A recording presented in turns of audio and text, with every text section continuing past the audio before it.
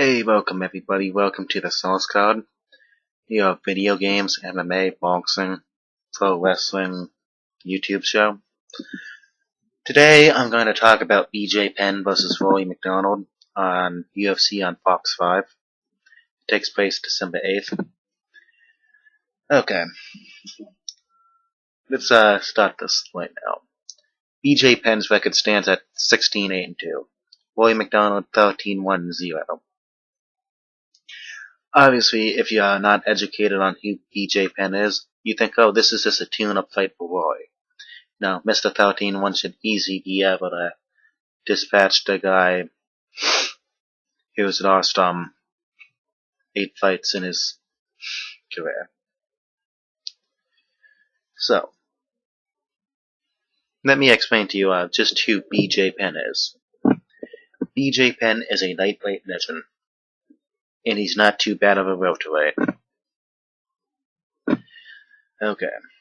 BJ Penn got a UFC title shot in the first 3 fights of his career. He debuted in the UFC on May 4th, 2001. I mean, sure, he lost to Jens Prover, but many people think he actually won that fight. I'm not one of them. And, he lost to Jens Prover. He went on to beat, I'm just going to talk about people in note here. He beat Matt Serra. He drew Corona. He beat Corona before that. He then left the UFC to fight Takayama Gami. Gami at his peak when he was the absolute best lightweight on the planet. He beat him on Rumble in the Rock quite easily, I believe. Then he returned to the UFC at welterweight and fought Matt Hughes. He beat Matt Hughes and won the welterweight championship by rear naked choke in 2004. He then left the UFC again, vacated the title. He tapped out Dwayne Roderick. He beat a Gracie. Then he fought a light heavyweight who weighed in at heavyweight in Lyoto Machida. He lost that fight, but Machida could not finish BJ. Then he went on to beat Renzo Gracie by a decision. Then he went to a split decision of GSP, then lost to Hughes. Then he beat Jens Prover, beat Joe Stevenson, beat Sean Shark, beat Kenny Florian, and this goes on. The names I mentioned here, most of these guys are held in legendary status in MMA, especially Jens Prover and Matt Hughes, and then Renzo Gracie, of course. Gummy, people call him a legend. I mean, BJ Penn has did nothing but fight the very, very best fighters in his career. I mean, he's a battle-tested veteran, and we know what he's capable of. And if Rory McDonald, he's fought some decent people, He beat Nate Diaz, he beat Mike Pyle, but beyond that, I really don't see Nate Diaz at 170, That's the best guy he's beat. I mean, oh no. I mean, I don't want to call his record padded, but he's only been able to fight the competition that has been put in front of him. But BJ has done nothing but fight the absolute best. I mean, Rory did lose to Carlos Condit, I mean, he was winning that fight. So I guess you could say that's his best opponent. But, BJ's just much more of a proven commodity, even though his record's not very good. Okay, let's break down the striker. Rory McDonald has 6 knockouts. BJ Penn, I believe he has 6 or 7. Now, they both have very, very good stand-up for the respective division. Welterweight is really has never been known for their dynamic strikers. It's always been a division, ruled by grapplers. I mean, I really can't think of a welterweight striker at the moment besides Nick Diaz, and he's more of a jiu-jitsu guy. So, I really don't see anybody get knocked out in this fight. I would call it even on the feet, with maybe a slight edge going to BJ just for the experience factor. I mean, BJ's gonna come in this quicker too, but Rory's gonna be the stronger of the two individuals on the feet. Just because of the size then. You don't know that. Okay, let's get down to the rest then. I'm just gonna call this for BJ. I mean, he was able to stop Matt Hughes for a while. He was able to stop GSP for a while.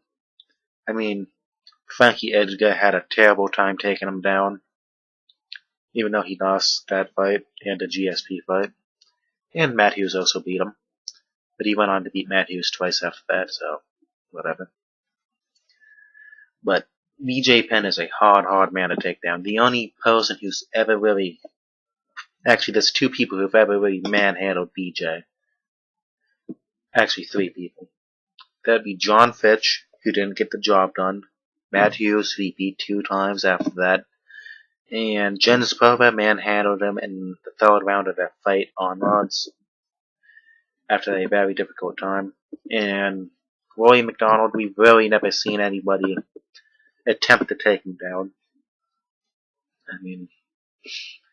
But he really has not fought a wrestler at the caliber of BJ Penn. And as we know, that BJ Penn has the best top control in MMA. So if BJ does take this down, which I think he can, because Rory McDonald's is just a unproven commodity in the wrestling department. So you have to by default give it to BJ. Okay, let's get to the submission game.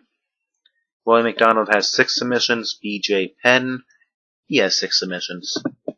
The only difference is BJ Penn has submission victories over elite level fighters, unlike Rory McDonald. I mean, he tapped out Takayama Gami, he tapped out Matt Hughes, he almost submitted both Gracies. He tapped Jens Pova, which really wasn't that big of a accomplishment at the time, with all due respect to Jens, because he's one of my absolute favorite fighters of all time. But I believe Jens has been tapped out, I believe, 8 times in his career. So that's not very good. But this is about Rory McDonald and BJ Penn. And Rory McDonald has tapped out, well, yeah, that's the issue. I can't name a single person he has tapped out. And I'm a hardcore MMA fan. So the advantage has to go to BJ. Okay. Let's get to cardio. Rory McDonald clearly has the advantage in this department. BJ gets tired at welterweight. He's fighting a bigger, stronger fighter. He's not in good shape at welterweight. So, let's keep this short and sweet. It goes to Rory McDonald. Let's get the size difference. BJ's 5'9". He walks around at 165 pounds. Doesn't even cut to get to welterweight. And Rory McDonald, he is 5'11". I believe he walks around at about 180, 185 pounds. And, yeah. He's just going to be the bigger fighter come fight time. So, you have to give the advantage to BJ here. I mean, Rory McDonald here, even though BJ has beaten bigger fighters. I mean, you really just, with stuff like this, you really can't change it unless BJ Penn, gets on some roids and stuff and pokes up to like 190 and cuts down to 170, which I don't think he'd ever do. Okay. Let's get down to the final factors in this fight. Age. BJ Penn, he's 33 years old. Rory McDonald is 23 years old. There's a 10-year age difference. But the only way this would even come into play is this. Okay. The way I break down a fighter's primes are when they're past the age, when they're 35 or over. Because that's usually the age they start to slow down at. There's examples of guys not doing it, like Randy Couture, Dan Severn, hell, Ken Shamrock. Just he hung on way too long. I mean, Sean Sharp, he's fine. Matt Hughes, he was on a big comeback last year before BJ and Josh Koscheck put him away. You know. And BJ, he's fairly young. He's 33. So there's really not an age factor in this fight. I mean, if you really wanted to, you could say Rory McDonald because he's 10 years younger. But BJ's still in his physical prime, and honestly, I don't think you're really in your physical prime until you're about 25 to 30. And Rory McDonald's not even 25 yet. And as usual, this factor only comes into play, you know. Okay, if Rory McDonald was fighting Jens Prober, I would obviously give Rory McDonald the age advantage, because Jens is an older fighter. But in this case, it just really doesn't matter at all. Okay. Now, I'm just gonna make my deciding factor on this. BJ Penn, he's a proven commodity. We know what he's capable of. We know what he does. He's best suited at lightweight, but he's even fought heavyweights, man. But we know what he can do. We know how he acts under pressure. We know how he loses. We know how he wins. Rory McDonald, he got caught by Carlos Condit. That's all we know about him. No. He's always dominated all his fights. He even dominated Carlos Condit before he got caught.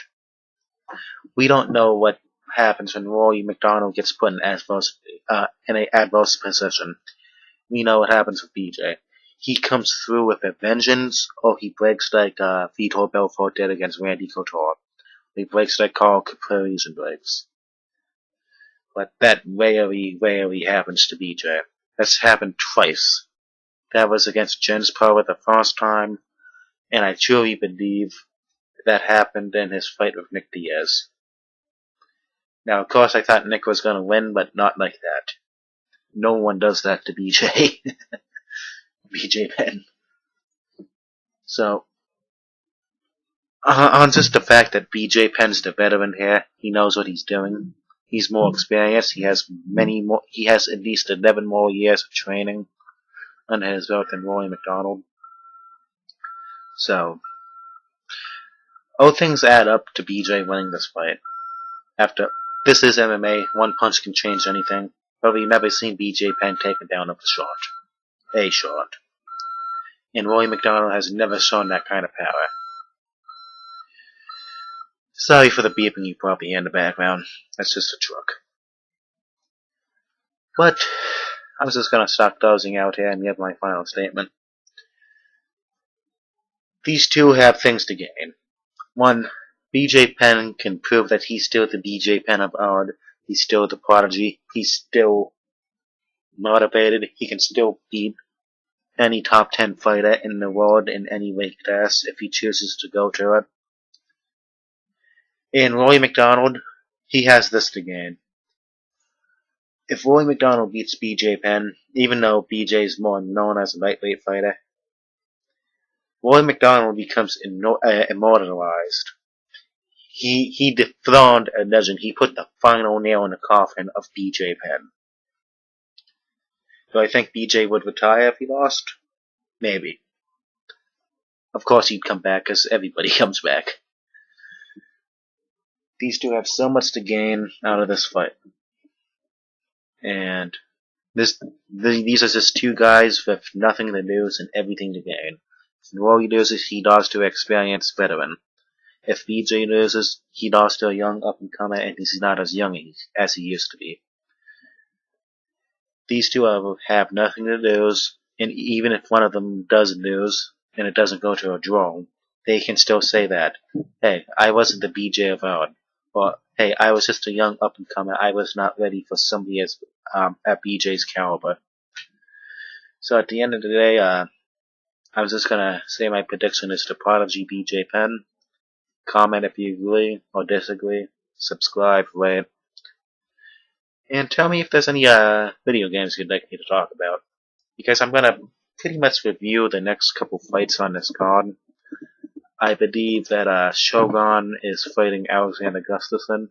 that should be very interesting to break down. And I'm not sure if I'm going to break down Nate Diaz and Ben Henderson, just because I really can't think of any way to break down this fight. And I might break down Yves Edwards' fight because I'm a Yves fan. And I might break down Brendan Saab versus Johnson.